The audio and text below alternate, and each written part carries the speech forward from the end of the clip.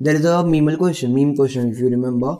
What happened if we use 100% of our brain?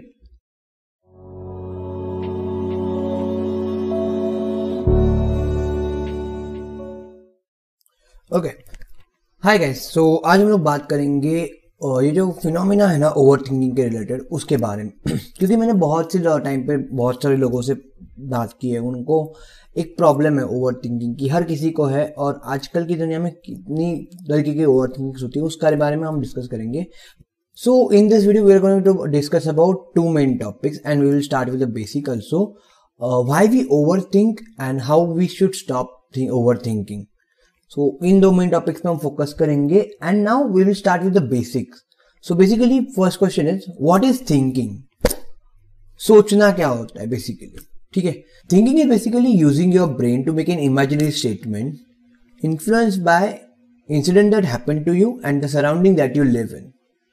So now like basically सोचना क्या है, तुम लोगों के आजू बाजू में जो इंसिडेंट होते हैं और उसके साथ साथ तुम जिस एरिया में या फिर सराउंडिंग्स में रहते हो, तुम लोगों के आजू बाजू में जो लोग हैं उनसे तुम क्या क्या चीज़ें एक्सेप्ट करते हो, तुम कैसे करते हो। बेसिकली इसमें ब्रेन का सबसे ज़्यादा यूज़ होता है, ठीक है, क्योंकि सोचने के लिए तुम्हें ब्रेन चाहिए।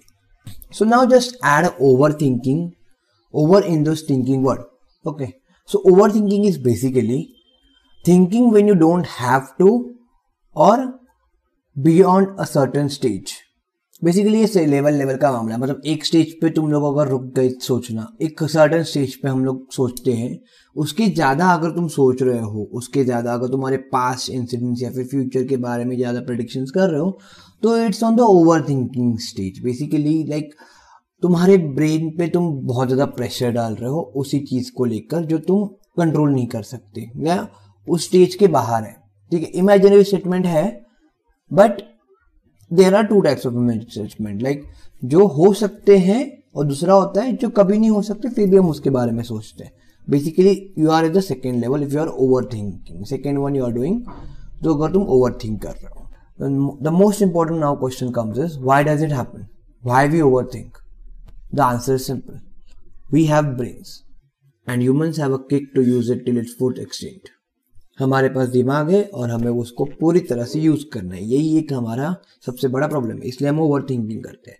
There is a meme question if you remember, what happen if we use 100% of our brain? We overthink. So now ऐसा मत समझना कि तुम अकेले ही ओवरथिंक करते हो या बहुत रेयर लोग हैं। Everybody at one stage overthinks. Elon Musk से लेकर सड़क का भिखारी ले लो, वो दोनों भी ओवरथिंकिंग करते हैं। बस फर्क बस इतना है कि कुछ लोग पॉजिटिव ओवरथिंकिंग करते हैं, कुछ लोग नेगेटिव ओवरथिंकिंग करते हैं, and it happens with everyone, ठीक है।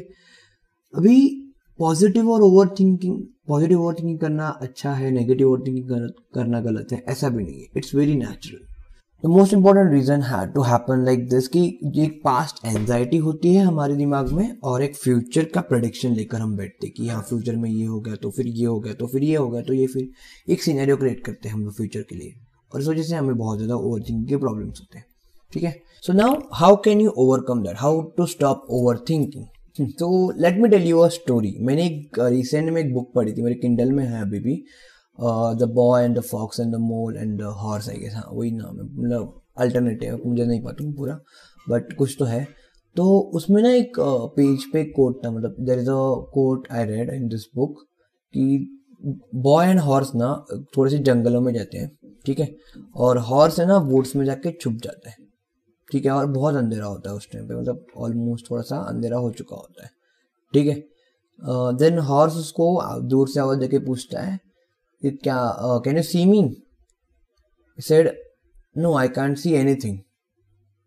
Okay, then horse asked him कि can you see your next step? And boy said yeah obviously I can see that, then just take that. और ये coat मेरे को अभी भी इतना हिट करता है ना, मतलब मैं सोचता हूँ इसके बारे में कि हम लोग कुछ चीज़ों को लेकर है ना बहुत ही ज़्यादा एंग्शियस इसीलिए होते हैं क्योंकि हम एक फुल ऑफ एक्सटेंट तक सोच चुके होते हैं।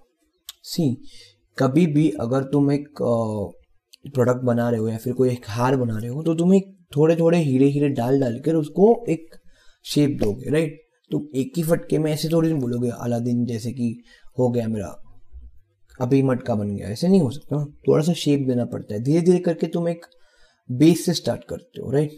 तो उसी बेस से स्टार्ट करते हैं ना। अगर तुम एक अप्रोच एंजाइटी है तुम में, ठीक है, तुम लोगों से बात नहीं कर पाते, लोगों से घुल मिल नहीं पाते, start with the one person, start with the one person, then 2, then 3, then 4, add करते जाओ, धीरे धीरे हो जाएगा। मेरा पॉइंट इसमें यह है कि तुम एक अचीवेबल गोल मत सोचो कि तुम पब्लिक स्पीकिंग पे जा रहे हो। एकदम अगर तुम एकदम से इंट्रोवर्ट हो, और ऐसा मत सोचो कि तुम्हें कल के कल जाके स्टेज पे जाके शो देना है, पॉसिबल ही नहीं है, दे ही नहीं पाओगे, रोने लग जाओगे स्टेज पे।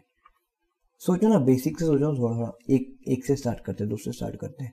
स्टार्टिंग में मुझे भी कैमरा कॉन्शियसनेस था, as I mention in the last video, but मैंने एक एक वीडियो से स्टार्ट किया, एक एक वीडियो से डेवलप होता गया। आज मैं अच्छे खासी वीडियोस बना लेता हूँ, ऐसे भी नहीं कि I am not best, but I am better than last time, trying to do better.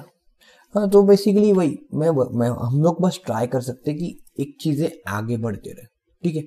तुम लोग एक ऐसे मत रहो कि एक फाइनल स्टेज पे अचानक से पहुंच जाओगे, पॉसिबल नहीं है ब्रो, उतना नहीं किसी के लिए। Just do your self a favour, just take a one step at a time.